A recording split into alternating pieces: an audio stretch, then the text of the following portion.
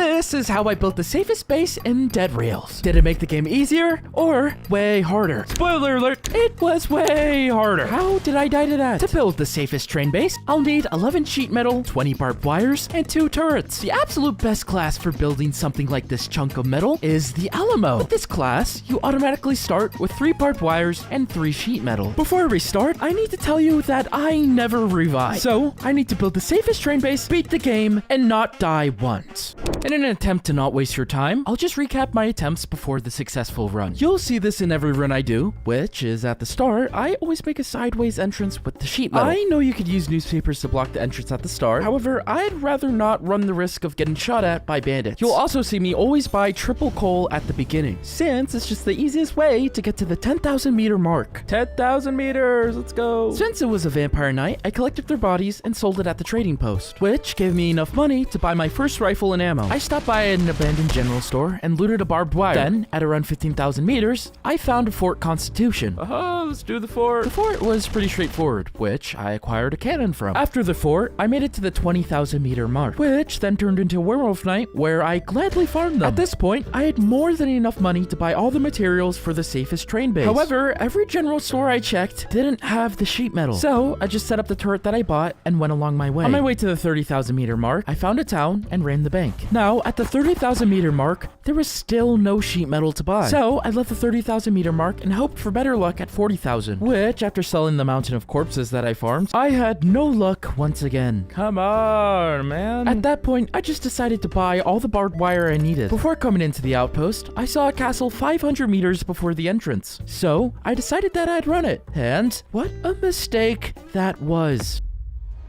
Okay, that's fine. We can just get on the horse. Okay, the horse is bugging out. It's okay. Okay, it's still bugging out. What? No. Huh? It's stuck on me. What?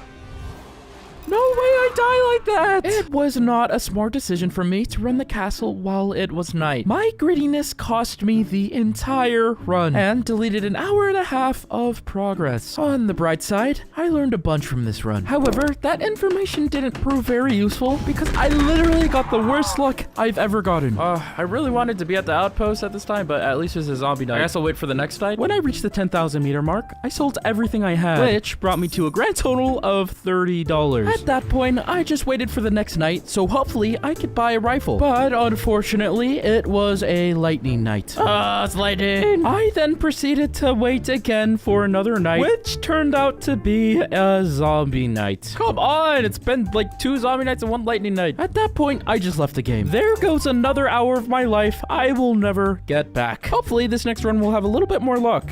Which, to my surprise, I did have a little bit more luck. After stopping off at this house, I got a gold bar, which is already double the money I made in my last run. I zoomed to the 15,000 meter mark and found a town. I discovered that the town had 2 banks, which netted me an insane amount of gold and silver. When I went in the market, look what was there. Yes!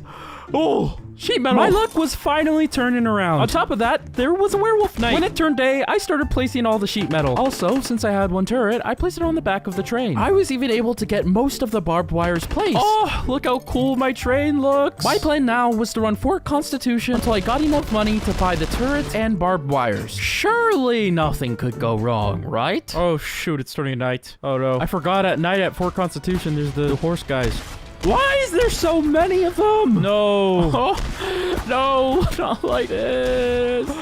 I was now 6 hours into the challenge, with my hopes at an all-time low. I'm so tired of playing this class. Please let this one be the run. To keep my promise of not wasting your time, I'll tell you that this run was the one. Down below, I posted the full run unedited, so you know that I wasn't lying when I didn't buy any revives. Viewer transparency on my channel is always going to be my #1 priority, so you'll never find me faking any videos. My bad, enough yapping. Let's get back to the run. This run started out pretty regular. I placed the 3 barbed wires and 3 sheet metal, like always, right away. Alright, let's start going to 10,000 meters. On the way there, I found a town. You know what? I never usually do towns with shovels, but I think this time I'm gonna give it a go. When I killed the banker, though, something interesting happened. What just happened to the banker? Huh? Did it just... The banker, which holds the code to the only bank vault in town, disappeared. Being 1 HP, I decided it just wasn't worth the trouble. So I kept on going. That is why I never do towns before 10,000 meters, bro. When I got to the outpost, it turned night. Please be a good night. Please be a good night. Please be a good night. It's a zombie night. Honestly, this run was starting worse than the last run, which I didn't even know was possible. I was so down bad that I had to use the zombie corpses for fuel. I don't remember the last time I had to do that. On my way to the 20,000 meter mark, I passed outlaws, Fort Constitution, and a town with a bank. Since I was still tremendously down bad, I had to stop at this house to get fuel. Yoink. Okay, I think we have enough to get to the 20,000 meter mark. When I got to the trading post, I sold all my junk. I can't buy a rifle, but I can get some more charcoal, I guess. Okay, nice. Got the charcoal. When I was just about to leave, it turned into a vampire night, which means that I'm not gonna be broke anymore. Okay, that's enough for a rifle and a little bit of ammo. With the rifle now acquired, I move forward, coming across a town at the 23,000 meter mark. After slaughtering all the zombies in the town, I ran out of ammo. I only have 8 bullets left. On top of that, I didn't even find the banker. Dude, where is he? I'd have to find the banker in the morning because it was currently turning night. Oh no, the sheet metal fell. Okay, whatever night it is, I am going to attempt to use the sheet metal to block whatever's gonna come after me. Okay, it's a zombie night, so it's pretty chill. Nice. I waited throughout the night and went back into town, where I found the banker and then did the vault. The loot from the town was pretty mid, but it would be enough to get me more ammo and charcoal. Okay, let's go to 30,000 meters. So far, I still only had the 3 pieces of sheet metal and 3 barbed wire we started with. I was constantly having to focus on staying alive. I mean, look at this. This is literally while I was driving to the 30,000 meter outpost. I only have 2 ammo and there's 3 bandits. I killed 2 of them. I have to kill this last guy with the shovel. Oh! Look at my health. I'm going in. I'm going in. I don't care. Oh my gosh. We are leaving. I do not need their corpses to sell. We are gone. When I got to the 30,000 meter trading post, I sold all my stuff and came up with $157, which in my opinion is just not enough. The sheet metal alone will cost me $160. Add the barbed wires and turrets, the total cost will be $810. How am I gonna get more money? Oh, okay. Ask and you shall receive, I guess. After farming for vampires, my total amount of money came to $427. All right, that's not a terrible amount of money. After that, I went into the general store, and guess what? Oh, let's go! Sheet metal, finally! I bought 2 boxes of sheet metal and some more ammo for my rifle. Should be good on ammo. I welded the box of sheet metal to the train. I decided that I'd weld everything to the train when I had enough materials to build the entire base. Okay, let's do this town really quick. Loading the town, thankfully, brought me 0 trouble.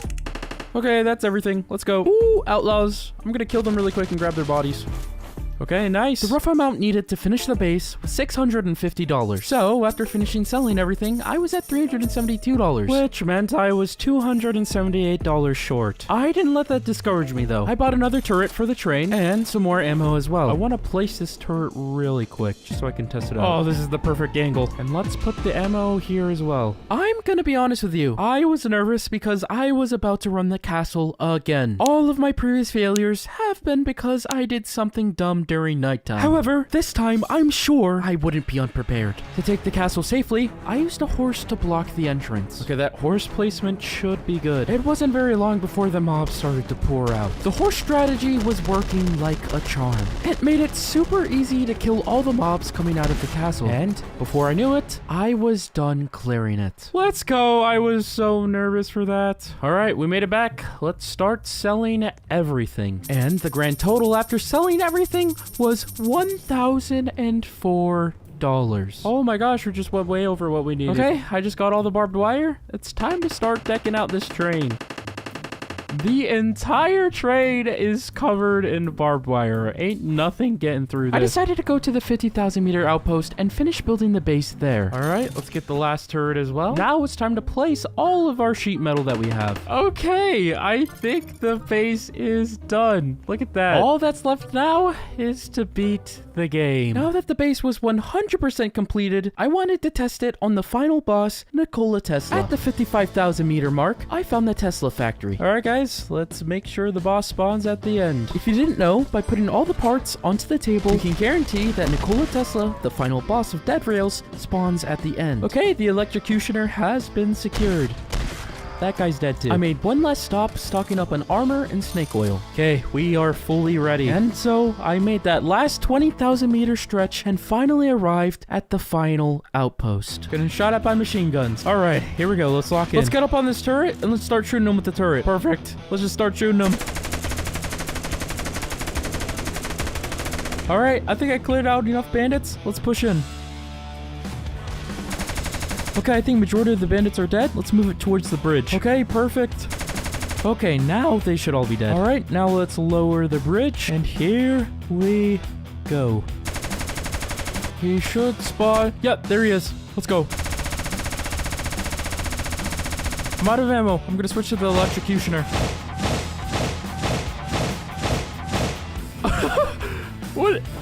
What just happened? He just got flung. Okay, we beat the game. Not bad. If you guys enjoyed this, make sure to watch my next video. Okay, see you later.